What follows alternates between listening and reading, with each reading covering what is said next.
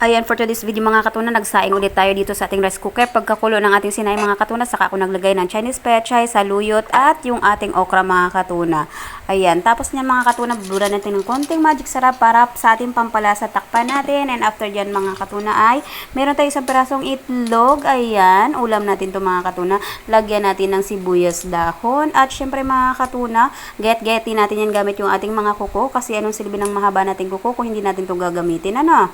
Tapos, after niya, lalagyan natin siya ng kaunting magic sarap at syempre pampalasa din mga katuna. And after niyan mga katuna, ay dito naman natin babatihin, no? Para ma-mix-mix lahat ng ingredients na pinagsama-sama natin mga katuna.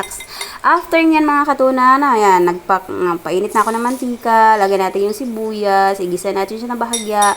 And after niyan, saka natin lagay yung ating itlog. And pagkatapos yan mga katuna, tinupi ko lang siya ng ganyan para hindi siya masyadong kakain ng espasyo sa ating plato. Ayan. Tapos may isang pirasong tuyo ako dyan mga katuna. And luto na! Sobrang bango mga katuna. So, good morning mga katuna. Let's eat breakfast again mga katuna. For today's video, laging breakfast yung gagawin natin kasi sa breakfast lang ako magra-rice. So, nakita nyo naman kung ano yung niluto ko. No? As usual, nagsaing ulit ako ng rice. Then, nilagyan ko ulit ng cabbage, saluyot, okra. Tapos, yung egg natin na isang peraso, nilagyan ko siya ng sibuyas dahon. Tapos, sibuyas na buo. Sibuyas na buo. Tapos isang perasong toyo. Then meron akong 3 perasong sili. So before anything else, we don't forget to pray first before eating. Okay, so let's pray. Thank you, Lord God Jesus, sa food. Ayan, let's eat. Ang sarap ng rice natin. May lasa na siya talaga. Tapos yung egg natin. Sarap. Okra natin.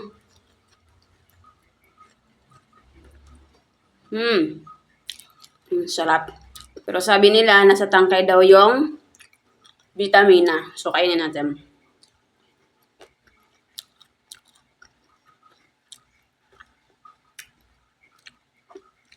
Pero sisipsipin lang natin yung kanyang lasa. Rice again.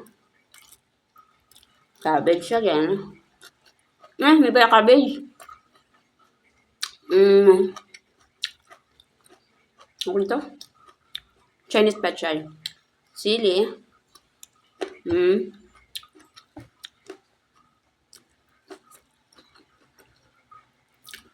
Saluyot. Ano bang English sa saluyot? Sarap, madulas-dulas. Slippery when wet. Egg. Siyempre yung tuyo. Rice. Sili. Pechay.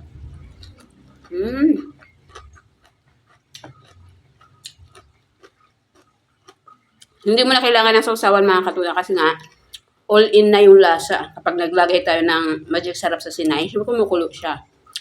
Nadadama yung mga nasa ibabaw.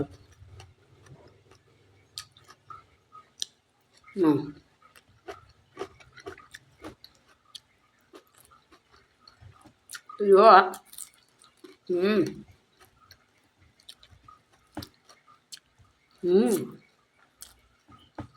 Itlog.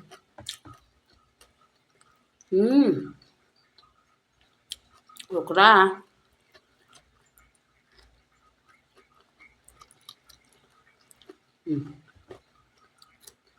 Sili.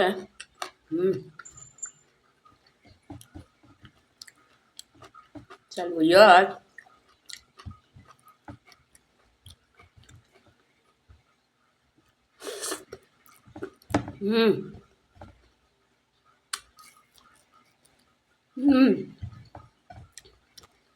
May rice pa akong kaunti. Simutin ko na.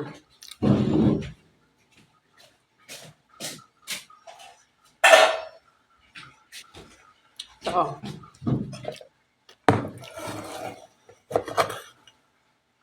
Wala na kasi kakain ito. Kasi Wala na kasing kakain itong rice mga katuna, kaya kainin na natin.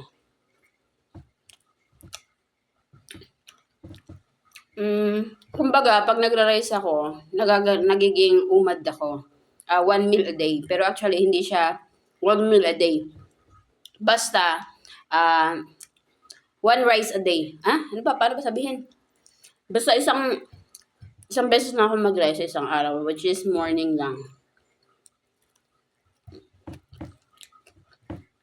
Sa afternoon and evening, bahala na. Basta, walang carbs. Fruits. Yan, fruits siya vegetables. Lagi yun. Lunch at dinner ko.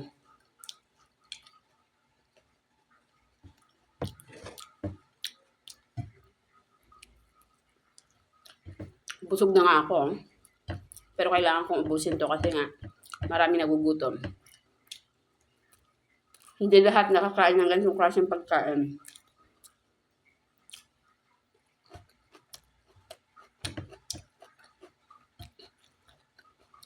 Nagtrabaho pa ako sa Chowking. Maraming pagpag.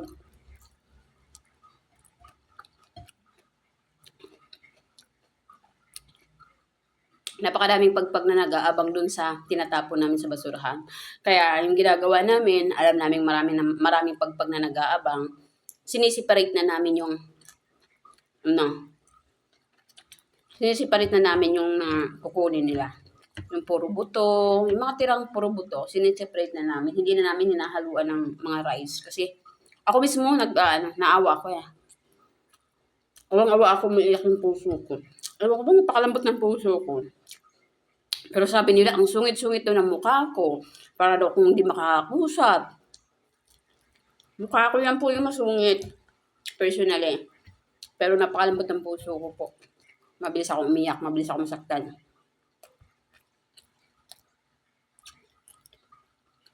Hindi ko ako pala away. Pero huwag mo subukang galitin. Pasensyosa ako.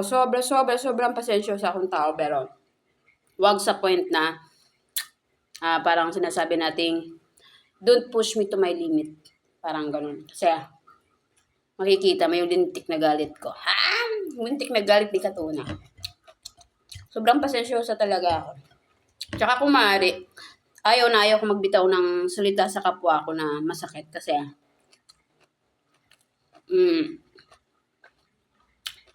sabi nila, pag puno ang bibig, don't talk when your mouth is full. Pero dahil nga, harap tayo sa camera, labagin muna natin yung batas na yun.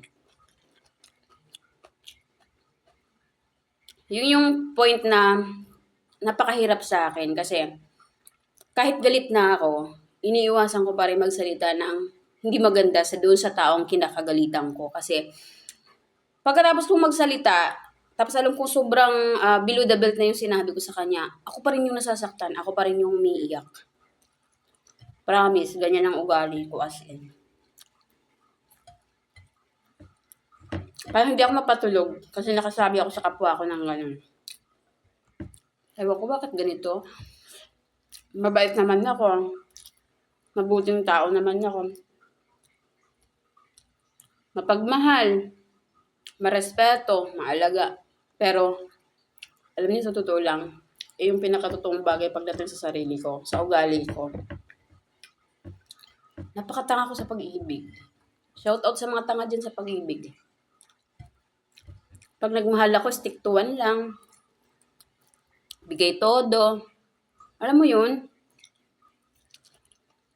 Pero malas sa pag-ibig. Bakit?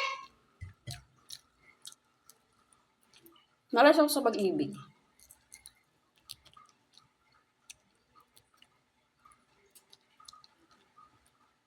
So, mga nanliligaw sa akin, kung hindi 7 years above, 10 years above, 20 years above, may 30 years above pa yung tanda sa akin.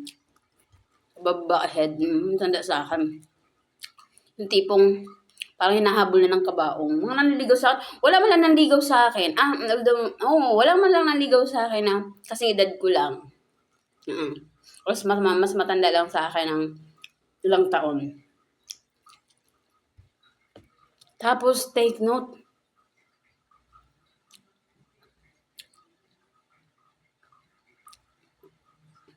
halos lahat sila may mga asawa. Bakit? Itong beauty to. Itong beauty to, huhusgahan. Itong beauty to, huhusgahan laang kapag nagmahal. My God. Kain na lang natin to. Tapos bilis-bilis na rin natin kasi late na tayo. Okay. Simot. Lusog-busog.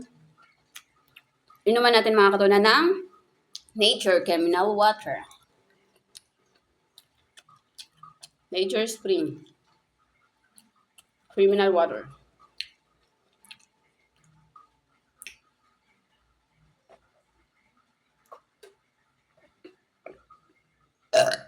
Ay. Lusog-busog mga katuna. So, sa mga katuna ko dyan, walang sawang sumuporta at sumabaybay sa aking mga videos.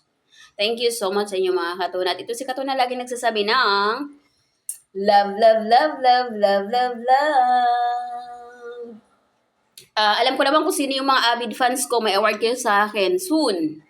For today's video, paalam sa ngayon. Bye-bye mga katuna. God bless us. Excuse me po. God bless us all. Ingat po tayong lahat.